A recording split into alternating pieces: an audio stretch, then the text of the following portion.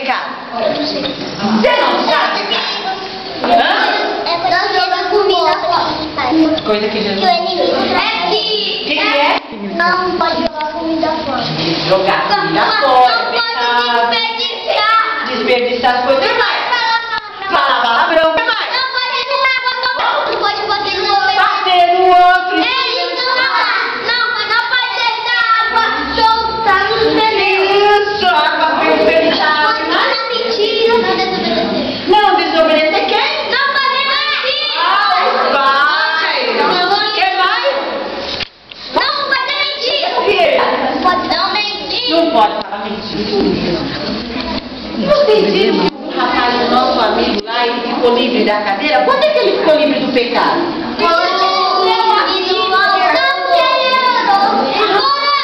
Que ele orou. Olha que Bíblia grande que eu achei, gente. Ó, bonita, né? Pastor. Vamos aqui, ó. Eu também sou pastor. Eu sou também.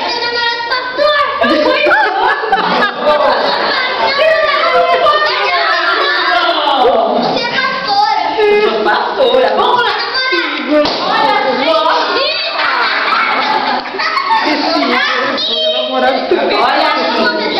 Olha aqui.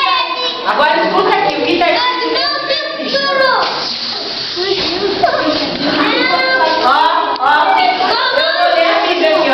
Presta atenção. Aí. Respondeu o Senhor Jesus: eu sou o caminho, a verdade e a vida. Ninguém vem ao Pai senão por mim. Aquele amigo ele não é um caminho. Aquele rapaz aqui, nosso amigo, ele se entregou para Jesus. Quando ele se entregou para Jesus, ele ficou livre do pecado. Só que nós, mesmo quando entregamos nossas vidas para Jesus, às vezes nós continuamos a pecar, não é verdade? Quem desobedeceu a mamãe essa semana? A verdade. Quer pecar, mentir também, né? Então você vai acumular pecado. Obedece e mente. Então, um monte de pessoa, né? Dá um monte de gente grudado aí no pecado aí, ó. Um monte de gente grudado no pecado. O que diz aqui na Bíblia também, ó. Olha o que diz aqui também. Mas, 1 João 1,9. Mas, se nós confessarmos os nossos pecados, Deus é fiel, sabia isso? Deus é fiel e justo para nos perdoar e nos purificar, nos lavar de todo pecado. Então, quem é que pecou essa semana?